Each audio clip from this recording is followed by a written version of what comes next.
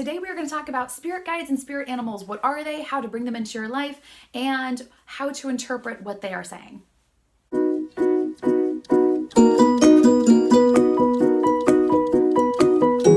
Hi, I'm Sasha. Welcome back to my channel. I am so excited you are here. I teach holistic solutions for mind, body, spirit alignment. So let's get started.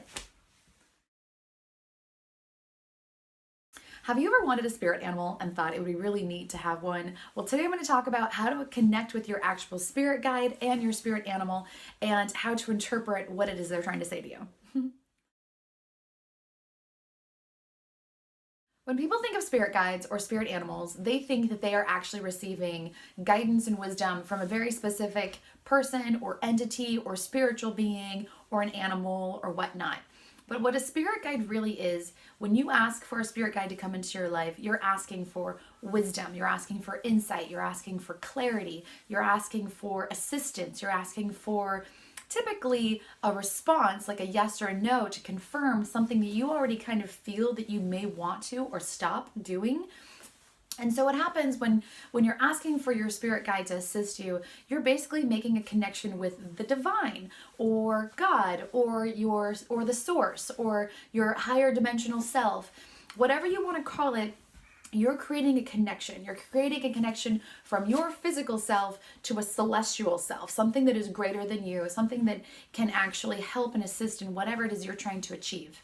Now, when you're making that connection, it's very important to realize that you will receive what will be best suited for you. So when you're looking at a spirit guide or a spirit animal or any kind of, message from the universe, you're going to receive the message that is best suited for you, that it will be best received by you. But that doesn't necessarily mean that it will be positive and fluffy and fabulous and magical. You might be receiving information that you are intuitively reconstructing as something negative and scary. Now, how do you know this? A lot of the times when we want our spirit guide or our spirit animal to connect with us, we might say it, we might feel it, we might try to do a connection, and then in the next days to pass, we might have some scary dreams or something negative might happen. That's still receiving information from your spirit guide or from source or from the universe. The thing is the universe speaks in metaphor. It doesn't speak in language like XYZ, 1, 2, 3. You can interpret information sometimes incorrectly by using the metaphor in the wrong way. Now, this isn't actually as hard as it sounds. Basically, what you want to go ahead and do is ask the source, ask universe, ask God, ask whatever divine entity you want to give it a name to, your fifth dimensional higher self, whatever it is you want to connect to, request that information and be as clear as you can be. So if you want clarity on a situation, if you want wisdom, if you want guidance, actually feel those words. What happens is the feeling is going to go up as a metaphor, and you're going to receive the information much like you feel the information going out. You're going to receive the information coming in. So the information coming in can be received by a spirit guide, an animal. It can be received from someone that was meaningful to your life, maybe that had a lot of impact in your life, and it comes to you in your dreams. You can see maybe even dead relatives in your dreams. You can see things that are taking place before they actually take place. But the thing is, when you're asking your spirit guide to come into your life, you're asking them for their guidance for your situation. So remember that the actual guidance they're giving you may not be the message you want to hear, and that's okay. What you want to go ahead and do, and I'm going to show you what I use. These two books for spirit animal guides, and there's a ton of stuff on the internet. This is just a spirit animal book. I like spirit animals, so this is one just goes through all of the information about kind of on a rundown. Generally, I bought a bunch of spirit animals, and these are our spirit allies. So spirit ally oracle cards are super, super fun. So you can kind of call into your life the animal that you need help from the most. And the way you do this is basically by putting your intention out into the world. So here's what they look like. a bunch of beautiful cards, beautifully decorated. I love these personally. And on the back side, this is what they look like. And so I like to shuffle it usually 3 times. Shuffling, these are pretty thick cardstock cards. So when you shuffle, it's not like a deck of cards where they easily shuffle. So I just kind of shuffle and mix it up 3 times. And on the 3rd time, I set my intention and I say, I think in my mind, my intention. So what kind of lesson or kind of insight or guidance do I need to receive today or this month or this year? And then I like to cut the deck, and then I take the card that is facing down personally. You can take whatever card you want at that point. You can take the top card, you can take the, another section of the card, but whatever you pick. So I got shark. That's funny. So I got the shark card. So then what you go ahead and do is this does come with a handy little cheat sheet that you can basically just read off of whatever's here. And the shark is fearlessness, ferocity, protection. Shark can also point to irrational fear in your life where you might be blowing things out of proportion. Shark is an invitation to take charge, to get action, to find clarity, and to move through fear and get your perspective in check. That's very interesting. So you can also look it up in a spirit guide book like this. You can also look it up just on the internet. There's a ton of resources out there that talk about spirit guides and whatnot. But that's how you set your intention for it. Now that's how you bring in a spirit animal into your life without actually physically seeing one. Now if you don't have an oracle deck or you don't want to buy an oracle deck, that's totally fine. You can also just basically connect with your higher dimensional self or with source or with God or with the universe and request that you get that insight and clarity in a different way. And you ask and actually request that your spirit guide show themselves to you.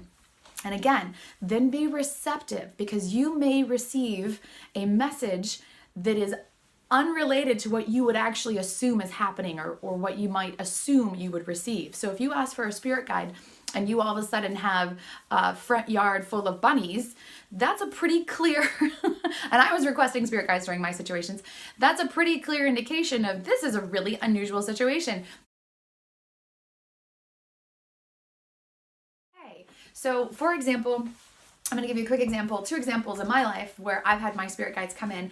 The first one was spiders. We don't really typically think of a spider as a spirit guide, but it certainly can be. And what happened to me is for a couple of years, I literally had huge house spiders, wolf spiders, I mean, every spider, garden spiders, every kind of spider imaginable. Literally, they were like flocking to me. I found them in my clothes. I found them on my head. I found them literally on my shoulder. They weren't biting me. They weren't hurting me in any way, but they were constantly coming to me, and not even exaggerating. They were constantly coming to me all the time. And I was petrified of spiders. So I kept freaking out. I kept, running away from them. I did not want to receive the message they were trying to give to me. And literally I could walk in any room, see a spider, and it would literally come running to me. If someone was trying to catch it to put it outside or kill it or whatever, then they would be coming to me. And I was constantly freaked out by this. It wasn't until I literally took a step back and realized, okay, why is this happening? What is going on here? What is the message that I'm trying to receive from this? And literally, no joke, my fear of spiders disappeared. My concern for spiders disappeared. Once I started to actually go ahead, I no longer wanted to kill a spider. I no longer had that concern. So I was able to literally either pick them up with my hand or pick them up and scoop them up in a cup and bring them outside. And it was no longer concerned. Spiders stopped showing up in my clothing. Spiders stopped showing up on my shoulders or my head. It literally stopped. But I had received the message finally. And then I went and used that message towards what I was trying to work towards. The second example I have is also equally as weird. I used to get bunnies. Magically one day we had a bunch of bunnies show up in our yard, and it was literally the funniest thing because all of these domesticated bunnies, we believe that they had gotten out somewhere, but for about a year we had domesticated bunnies and wild bunnies living in our front yard. And we would catch them and have them, we brought them to rescue places and whatnot. But bottom line, what kept happening is all of these bunnies kept showing up, and they didn't hang out really in the neighbors' yards. They would hop around a little bit and move around, but they kept flocking back to our yard. So we'd wake up and we would literally open the blinds, and I would have all these bunnies sitting in my front yard. I would pet them, and I was feeding them finally at one point because I thought, oh my gosh, these critters need to be fed. But it wasn't until I received the message. And the thing about your spirit guide is when your spirit guide is trying to connect with you, your spirit guide will start to amplify the message. So if you're not receiving the message, if you are ignoring the message, if you are avoiding the message, if you are trying to deny the message into your life, the spirit guide will keep pushing you to go ahead and go deeper and further, and it might get more extreme. In my circumstance, with the bunnies, I actually found a bunny that was dying in our front yard that had clearly been attacked, and was literally presented on our doorstep. It had been clearly attacked by an animal, and I had to nurture and take care of and sort of bring this bunny into our home and take care of it, and ultimately brought it to a paw shelter. But once I started to really embrace what was happening, why is this happening, what kind of message or lesson can I learn from the rabbit as a spirit guide, all of a sudden the bunnies disappeared. No joke. The bunnies were literally proliferating constantly in our front yard, and then just like night and day, they all disappeared. Now, they weren't attacked by animals. They weren't all just magically eaten overnight. They dissipated because the energy that I was putting out no longer attracted them to me because I had finally received that message. So if you don't quite believe in this, that's okay. You can still utilize these systems with a lot of clarity. So your spirit guide is going to present itself in a way that is going to be received. However, you may receive that information in a way that you would completely unexpect. Like, for instance, having a spider be your spirit guide, or having a yard full of rabbits be your spirit guide. When you finally accept that that is giving you guidance, that's giving you wisdom and insight, and there's a lesson behind what's happening, not just, gosh, we shouldn't have bunnies in our yard, or maybe we should make sure there is no spiders in our house.